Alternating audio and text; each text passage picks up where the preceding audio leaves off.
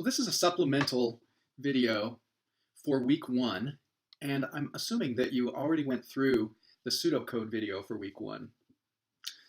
I have included the pseudocode program from week 1 here, and what we're going to do as a part of this video is use a program called Scratch. It's really a development environment with a language that's different than most languages. So if you want to play along, you can go to scratch.mit.edu and do the same things.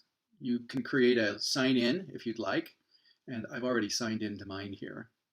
So I'm going to kind of scrunch this down a little bit. What I want to be able to do is to see this pseudocode program, because what I'm going to do is I'm going to recreate it, and I hope that by doing it in Scratch here, it will be just another way of helping you to connect the dots. And the intent would be for me to do this with each of the different weeks. So we're going to go to Create in Scratch. Now, Scratch has a visual language, not a text-based language. This is a lot different in some ways. And the whole idea is that you create a program right in this space, and it's executed over here so you can see it. So just to do a little really simple, for instance, if I drag this block over here, and then I drag this block over here, and let's say 10 seconds here, and then I click the green arrow, you notice that inside of this stage, which is where our program runs, you see it say hello.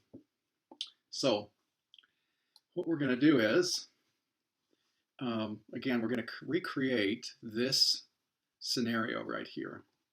So the first thing we need to do is declare some variables. And on the palette here, you see variables. And if I click on variables, now I can choose from some options here. So I'm going to make a variable. And I'm going to leave it for all sprites. That little cat-looking thing that was on the stage is a sprite. So I'm going to do the same we got here. Number 1. And I'm going to keep going. Number 2, number 3, number 4, and total. Now you may have seen something that's a little bit different than in our pseudocode. What I just did was declared these variables, and I did it in a lot different way. The second thing is that I did not specify a type for the variable. And that's because Scratch is what's called loosely typed. And that means that the environment or the compiler figures out what the type is based on what kind of information you put in it. You also might notice that as I created those variables, they now are showing up over here on the stage. But you can check these little boxes and have them not show up or show up. So we're going to leave them off for now, just so it's less confusing. Okay, so we've got these 5 lines already done because we've declared them. Now we're going to go through these lines. So the first is to display. Now there is a, let me find it here. There it is. There's a thing where we ask a question and we wait for an answer. That's basically what we're doing right here. So we're going to ask a question. And the first question is, what is the value for number 1? And now the way that this works with Scratch is, it's going to wait for that. And when I type in an answer, it's going to store it in what's a variable that's already been built. That's kind of a pre-established variable called answer. And that's okay, because under variables, we have a set. So we're going to say set number 1 to what is an answer.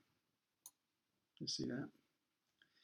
Now, I'm going to make this a little easier on myself and just say the same thing here, except 2, and choose my variable number 2. And then we're going to do the same thing again here. And we're going to go 3 and set the variable to 3. and then 4, and set the variable to 4. Now the last thing that we need to do is add up the, well, two last things. Add these numbers up and then display them.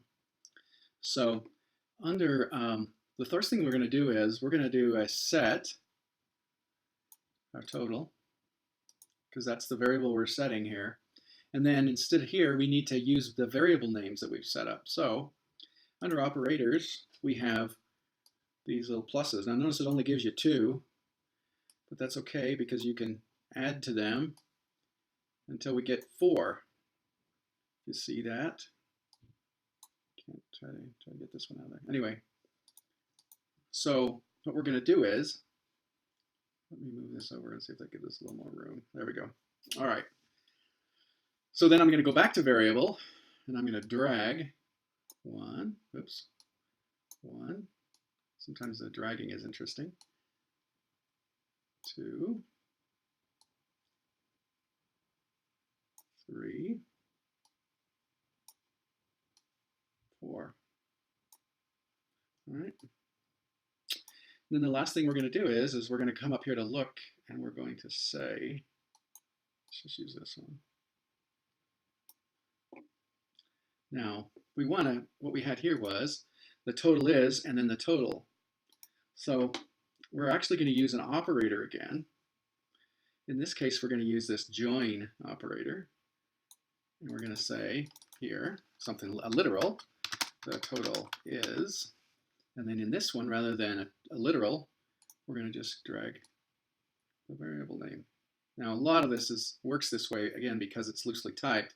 Makes it a little bit easier. You don't have to worry about the types. So here we have our program, and it does the same thing. So let's run it here and see what happens. So we're going to click here to run it.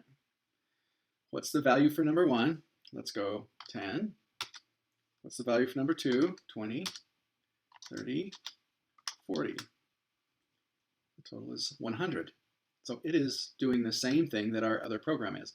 So I hope that what this does for you is helps you to see the same program, but see it in a visual way that will help you to kind of cement the concepts in your mind. This is really a demonstration of the concept of sequencing, because it's all just one thing after another. And then in future weeks, we'll look at other things than sequencing. So thank you very much.